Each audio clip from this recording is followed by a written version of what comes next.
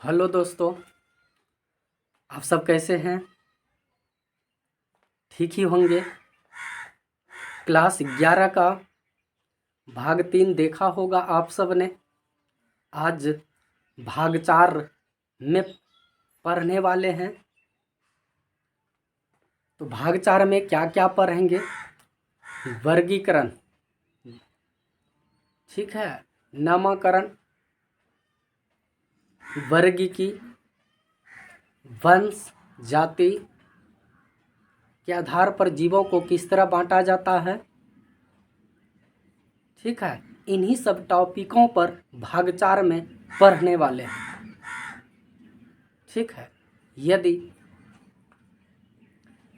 आप सब मेरे चैनल पर नए आए हैं तो मेरे चैनल को सब्सक्राइब कर दीजिए, बेल आइकन का घंटी दबा लीजिए, ताकि जब भी मैं वीडियो को अपलोड करूंगा तो आप तक नोटिफिकेशन पहुंच सके। तो बगैर देर किए हुए टॉपिक पर आते हैं। आज का टॉपिक है जीवों में विविधता। जीवों में विविधता आज का टॉपिक है दोस्त। समझ रहे हैं कि जीवों में विविधता, विविधता मतलब क्या होता है? यानी इस पृथ्वी पर जो है 1.7 से 1.8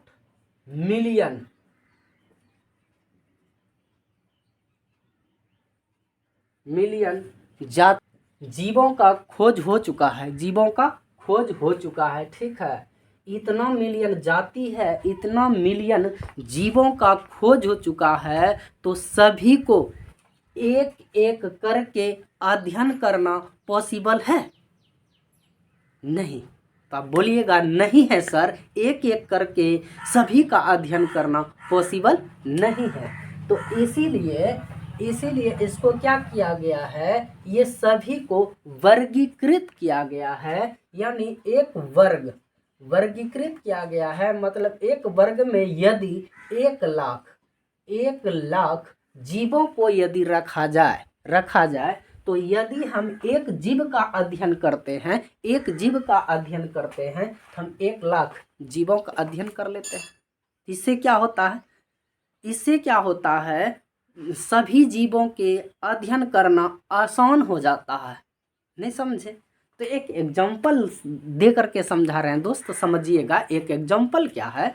तो एग्जाम्पल है कि मेरे क्लास में जो है ना साइंस और मैथ के दोनों स्टूडेंट हैं। ठीक है, साइंस और मैथ के दोनों स्टूडेंट हैं और 100 स्टूडेंट हैं। ठीक है, तो यदि बारी बारी से हम पूछने के लिए जाएंगे कि आप साइंस का यानी आप बायोलॉजी का स्टूडेंट हैं, आप मैथ का स्टूडेंट हैं, तो बारी बारी से पूछने जाएंगे तो बहुत समय लग जाएगा ना। यदि उसी को एक रोह बना दिया जाए, यानी एक वर्ग बना दिया जाए कि एक रोह बना दिया जाए कि एक वर्ग में जो है ना मैथ पढ़ने वाला रहेगा और एक साइड जो है ना दूसरा रो में बायोलॉजी वाला स्टूडेंट रहे, एक तरफ से बढ़ जाएगा यदि बोलने के बाद। तो उससे क्या होगा कि यदि हम बायोलॉजी वाला वर्ग में जाएंगे तो हमको पता चल जाएगा ये सभी छात्र जो है ये बायोलॉजी पढ़ने वाला है और ये सभी छात्र जो है मैथ पढ़ने वाले। कितना आसान हो गया यदि वर्ग में बांट दिया गया। तो ये वर्गीकृत पूरा जीव जो है सभी को इसीलिए क्या किया जाता है? वर्गीकृत किया जाता है। इसीलिए क्या किया जाता है? वर्गीकृत किया जाता है। बात समझ रहे हैं? उसके बाद समझते हैं इसके सभी पॉइंट्स को, समझते हैं सभी पॉइंट्स को। ठीक है, समझ रहे हैं ना? कोई दिक्कत नहीं ना? चलिए, तो जैव विविधता शब्द का जो अर्थ होता है दोस्त, वो पृथ्वी पर पाए जाने वाले विभिन्न जीवों की विविधता से है। विभिन्न जीवों की विविधता से है। ठीक है, यानी जैव विविधता शब्द का अर्थ पृथ्वी पर जितने भी पाए जाते हैं, पृथ्वी पर जितना भी पाया जाता है। ठीक है, क्या चीज? जीव और जंतु सभी की विविधता से संबंधित है। ठीक है, उसके बाद दूसरा पॉइंट है कि अब तक ज्ञात तथा वर्णित जातियों की संख्या लगभग, वर्णित जाति जितना भी वर्णित किया गया है जाति वो लगभग 1.7 से 1.8 मिलियन तक है। समझ गए दोस्त कि अब तक ज्ञात तथा वर्णित जातियों की संख्या लगभग 1.7 से 1.8 मिलियन तक है। ठीक है, इतना जाति है।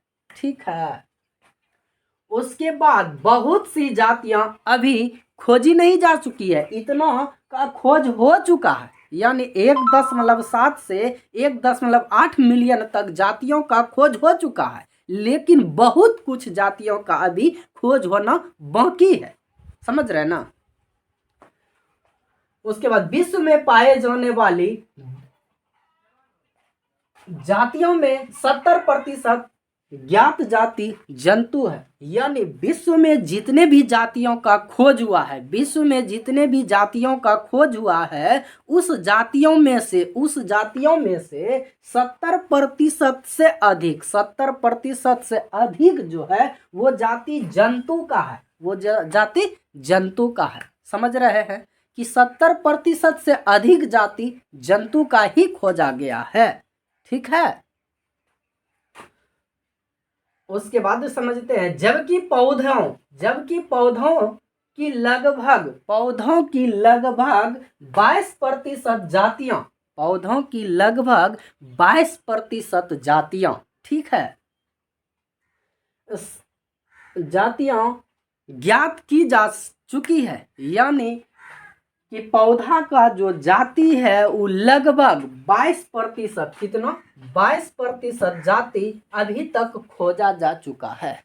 ठीक है, जंतुओं में कुल जाति का, जंतुओं में जो है कुल जाति का 70% जो है कीट पतंग है। 70% क्या है दोस्त? कीट पतंग। ठीक है, उसके बाद भारत में लगभग जो है 4500, भारत में लगभग 4500 पौधे की जातियां खोजी जा चुकी है, पौधे की जातियां खोजी जा चुकी है। क्लियर? जबकि जंतुओं की संख्या इसकी दुगनी है, यानी पौधा यदि 45,000 खोजी जा चुकी है तो इससे ज्यादा जंतुओं को खोजा जा चुका है। भारत में विश्व के 12 मेगा विविधता वाले क्षेत्र में से एक है। 12 मेगा वाला जो क्षेत्र होता है उसमें से भारत 1 नंबर पर आते हैं। समझ गए? जीवों में विविधता। क्लियर हो गया? क्लियर है? कोई डाउट नहीं है ना? नहीं दोस्त, वर्गीकी को देखने वाले हैं, वर्गीकी एवं वर्गीकी विज्ञान। ठीक है, यही था नेक्स्ट टॉपिक। तो इसको समझते हैं, वर्गीकी एवं वर्गीकी विज्ञान। पहले वर्गीकी को समझेंगे, उसके बाद वर्गीकी विज्ञान को समझेंगे। ठीक है, चलिए। वर्गीकी का अर्थ है, वर्गीकी का अर्थ है, समझ रहे हैं ना? वर्गीकी का अर्थ है वर्गीकरण में प्रयोग किए जाने वाले, वर्गीकरण में यानी वर्गीकरण में प्रयोग किए जाने वाले सिद्धांतों एवं विधियों का अध्ययन करना, सिद्धांतों एवं विधियों का अध्ययन करना वर्गीकी कहलाता है। ठीक है, अथवा जीवों की पहचान, नामकरण एवं वर्गीकरण को वर्गीकी कहते हैं। समझ रहे हैं दोस्त?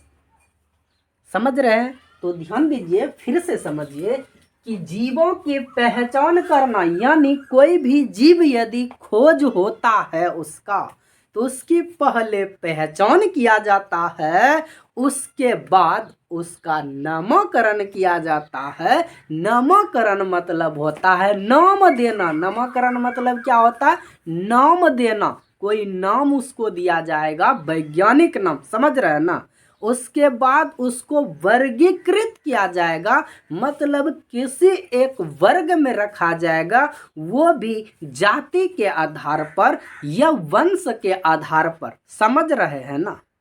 ठीक, तो आगे का टॉपिक है, आगे का पॉइंट है वर्गीकी शब्द।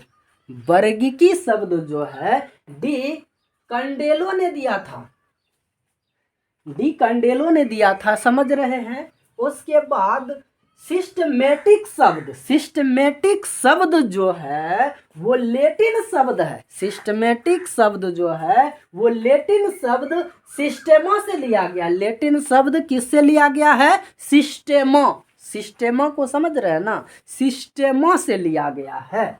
ठीक है, उसके बाद है सिस्टमेटिक शब्द। सिस्टमेटिक शब्द जो है सर्वप्रथम केरोलस लिनियस ने दिया था। केरोलस लिनियस ने दिया था और उन्होंने अपने किताबों का जो टाइटल रखा था वो जो है सिस्टेमो नेचर रखा था। क्या रखा था? सिस्टेमो नेचर रखा था। समझ गए कि नहीं समझे?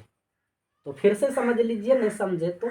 सिस्टमेटिक शब्द लिनियस ने दिया था और उन्होंने अपने किताबों का टाइटल जो है, अपने किताबों का जो टाइटल है उसे सिस्टेमा नेचर, नेचर चुना था। नेचर दिया था कि मेरे किताब का जो टाइटल होगा वो सिस्टेमा नेचर होगा।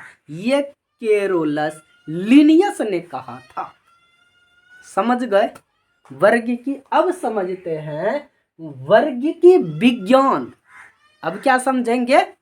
मतलब होता है अलग अलग करना। वर्गीकी मतलब क्या होता है? अलग अलग राहों में बांटना। ठीक है, समझ रहे हैं ना? वर्गीकी। तो वर्गीकी विज्ञान इसके अंतर्गत जीवों के प्रकार एवं विविधता का अध्ययन किया जाता है। जीवों के प्रकार का और उसके विविधता, यानी उसके विविधता का अध्ययन किया जाता है। साथ ही साथ उनके बीच पाए जाने वाले संबंधों का अध्ययन किया जाता है। उसे वर्गीकी विज्ञान कहा जाता है। मतलब इसका कहने का मतलब क्या हुआ कि जीवों का जो प्रकार है उसमें जो विविधता पाए जाते हैं, मतलब उसका लक्षण, उसका क्या लक्षण जो पाए जाते हैं, और साथ ही साथ बीच में पाए जाने वाले संबंध, यानी किस जीव का संबंध किस जीव से है, किस जीव का संबंध किस जीव से है, उसका यदि अध्ययन किया जाता है, अध्ययन के आधार पर उसको वर्गीकृत किया जाता है, मतलब अलग अलग भागों में बांट दिया जाता है ताकि अध्ययन करना आसान हो जाए। क्लियर? उसके बाद समझते हैं वर्गीकरण के मौलिक सिद्धांत। वर्गीकरण के मौलिक सिद्धांत के अंतर्गत आता है पहचान। क्या आता है? पहचान, कि हम पहचानेंगे किसी जीव को कैसे। ठीक है, तो चलिए देखते हैं पहचान कैसे हम कर सकते हैं। इसमें जीवों के लाक्षणिक गुणों के अनुसार, लाक्षणिक गुण मतलब किसी भी जीव को लक्षण के आधार पर हम पहचान सकते हैं कि ये जीव मछली है, ये जीव मेढक है, उसके लक्षण के आधार पर। समझ रहे हैं ना? उनका पहचान करते हैं ताकि उनको उसी वर्ग में रखा जा सके। यानी इस जीवों में लाक्षणिक गुणों के आधार पर किसी जीव को यदि पहचान लिया गया ताकि उसको उसी वर्ग में रखा जा सके। ठीक है, ताकि अध्ययन करने में आसान हो जाए। क्लियर? उसके बाद वर्गीकी के अनुसार हम किसी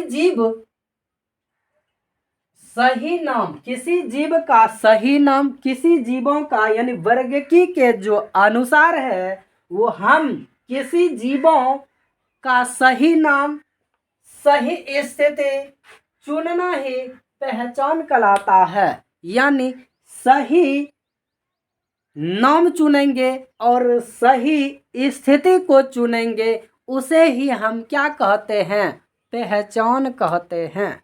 समझ गए कि दिक्कत हो रहा है? क्लियर है या नहीं है? डाउट है तो फिर से समझिएगा। चलिए फिर से समझिए।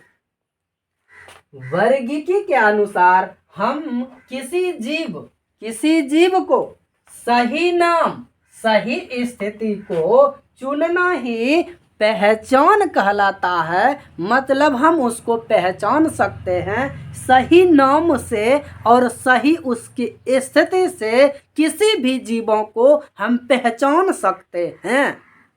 समझे? क्लियर है ये बात? किसी जीवों के पहचान हेतु उसके गुणों का अध्ययन किया जाता है। यानी किसी जीव को यदि आप पहचान रहे हैं तो उसके गुणों का अध्ययन किया जाता है। यानी किसी जीव को यदि आप पहचानना चाहते हैं तो उसके गुण का अध्ययन करना पड़ेगा। पहचानने के लिए जीवों का आकार की, जीवों का क्या होगा, आकार की वो शारीरिक मदद लेते हैं। यानी उसका आकार कैसा है और उसका शारीरिक जो बनावट है वो कैसा है, उसके आधार पर हम पहचान सकते हैं किसी जीवों को। समझ रहे हैं? कोई क्लियर है ये बात? क्लियर है ना? यदि आप मेरे चैनल पर पहली बार आए हैं तो मेरे चैनल को सब्सक्राइब करना ना भूलें। ठीक है? तो आगे समझते हैं। आगे टॉपिक था नामकरण। आगे टॉपिक क्या है? नामकरण को समझते हैं। नेक्स्ट नामकरण को समझते हैं दोस्त। नेक्स्ट टॉपिक नामकरण था। उसके बाद द्विनामकरण पद्धति है। ठीक है? दोनों को समझते हैं। नामकरण क्या है? किसी जीव को एक विशेष नाम दिया जाता है जो पूरे विश्व में उसी नाम से जाना जाए। इसका क्या मतलब होता है नामकरण का? नामकरण मतलब जो भी जीव को खोजा जाता है, मान लिया जाए किसी जीव को यदि खोजा गया, ठीक है, उस जीव का नाम दिया जाता है ताकि पूरे विश्व में उसी के नाम से जाना जाए। या ना कि जैसे कहीं पर आप देखिएगा, यानी बिहार हुआ, ठीक है, बिहार में मेढक को बैंग कहा जाता है, ठीक है, या मेढक कहा जाता है। समझ रहे हैं ना? और देशों में मेढक को दूसरे नाम से जाना जाता है। ठीक है, इसीलिए प्रॉपर एक नाम दिया जाए ताकि पूरे विश्व में उसी के नाम से जाना जाए। समझ रहे हैं? उसी को क्या कहते हैं? नामकरण। समझ रहे हैं ना? नामकरण कि नहीं समझ रहे हैं? तो उसके बाद और यदि एग्जाम्पल से समझते हैं, जैसे कि आम का नाम है। आम का नाम बिहार में उसको आम बोला जाता है, ब्रिटेन में उसको अलग भी नाम से जाना जाता है, मैंगो के नाम से जाना जाता है। लेकिन यदि पूरे विश्व में उसको किस नाम से जाना जाएगा ताकि दूसरे देश में दूसरा आदमी जाए कंफ्यूज ना करे, ठीक है, इसके लिए नामकरण पद्धति लागू किया गया है ताकि आम का एक वैज्ञानिक नाम दिया जाए ताकि पूरे विश्व में उसी के नाम से जाना जाएगा। आम का वैज्ञानिक नाम होता है मैंजीफेरा इंडिका। इस नाम से पूरे विश्व में जाना जाता है। ठीक है, इस नाम का उद्देश्य भी होता है कि मैंजीफेरा इंडिका, मैंजीफेरा जो है वो वंश का नाम होता है, जबकि इंडिका जाति का नाम होता है। समझ गए? तो आइए प्रोसेस समझते हैं कि किसी जीवों को एक विशेष नाम दिया जाए जो पूरे विश्व में उसी के नाम से जाना जाए। जैसे आम है तो आम को अदर जगह आम के नाम से जाना जाता है, कहीं पर मैंगो के नाम से जाना जाता है और कहीं पर और कुछ नाम से जाना जाता है। तो इसीलिए उसको एक वैज्ञानिक नाम दिया गया मैंजीफेरा इंडिका। समझ रहे हैं? उसके बाद मटर है तो मटर को भी अदर नाम से कहीं कहीं अलग नाम से भी जाना जाता है और कहीं पर अलग नाम से जाना जाता है, इसीलिए उसको सम सेटाइबम, ठीक है। उसके बाद ये वैज्ञानिक नाम था। अब पौधों का जो नामकरण, पौधों का जो नामकरण है वो वनस्पतिक नामकरण की अंतरराष्ट्रीय नियमावली के आधार पर किया जाता है। यानी वनस्पति का जो नामकरण होता है, वनस्पति का जो नामकरण होता है वो वैज्ञानिक या अंतरराष्ट्रीय नियमावली के आधार पर किया जाता है, ठीक है। तो उसके बाद आगे समझते हैं द्विनामकरण पद्धति। द्विनामकरण जो पद्धति होता है वो द्विनामकरण पद्धति सर्वप्रथम उपयोग जो किया था वो स्वीडन के वनस्पतिक वैज्ञानिक जो है वो है कैरोलस लिनियस ने किया था, ठीक है। यहाँ पर वनस्पतिक विज्ञान कैरोलस लिनियस नहीं, यानी विज्ञान नहीं होगा, सॉरी यहाँ पर गलती लिखा गया, वैज्ञानिक होगा, ठीक है, सही कर लीजिएगा, वैज्ञानिक होगा। किसी भी पौधे का वैज्ञानिक नाम, किसी भी पौधे का वैज्ञानिक नाम दो शब्द से मिलकर बना होता है, दो शब्द से मिलकर बना होता है, ठीक है। किसी भी पौधे का जो वनस्पति वैज्ञानिक नाम होता है, किसी भी पौधे का जो वैज्ञानिक नाम होता है वो दो शब्दों से मिलकर के होता है। एक होता है जैसे मान लीजिए मैंजीफेरा इंडिका, मैंजीफेरा इंडिका, बात को समझिए, मैंजीफेरा इंडिका। तो मैंजी मतलब हो गया कि मैंगो, समझ रहे हैं ना, और इंडिका मतलब हो गया वो दूसरा नाम, समझ रहे हैं कि दूसरा नाम, ये पहला नाम, ये दूसरा नाम, मतलब पहला नाम जो होता है वो वंश का नाम होता है, दूसरा जो नाम होता है वो जाति का नाम होता है, ठीक है। पहला नाम वंश का, दूसरा नाम जाति का, ठीक है। इससे वंश का पता चलता है और जाति का भी पता चलता है। द्विनाम पद्धति जो होता है, नामकरण पद्धति इसीलिए लाया गया, किसी भी जीव को यदि उस वर्ग में उसको रखा जाएगा तो उसका वंश और जाति का भी पता चलेगा, ठीक है। आई होप कि आपको ये पूरा नामकरण और द्विनामकरण पद्धति समझ में आया होगा। यदि आया है तो मेरे चैनल पर यदि आप पहली बार आए हैं तो मेरे चैनल को सब्सक्राइब कर दीजिए, लाइक कर दीजिए और बेल आइकन का घंटी भी दबा दीजिए ताकि लेटेस्ट वीडियो आप तक पहुंचते रहे। जय हिंद, जय भारत।